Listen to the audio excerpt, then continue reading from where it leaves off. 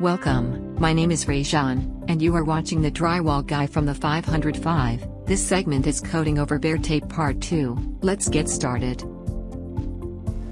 At this point, we've switched over to all-purpose compound. You can see the consistency of the mud that we'll be using today. It's not too thick, it's not too terribly heavy, it's not runny. It's not as thin as the taping mud we were using earlier. So at this point,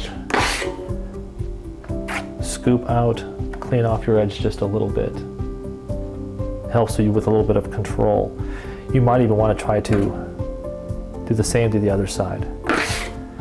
That way, possibly less mud ends up on the floor. Now when applying your mud, you'll start off with a 10-inch knife. If you're enjoying the video, please like and subscribe. Apply your mud evenly and ring the notification bell. Please leave a comment below. It helps the algorithm and lets us know what other video topics you would like to see. Thank you.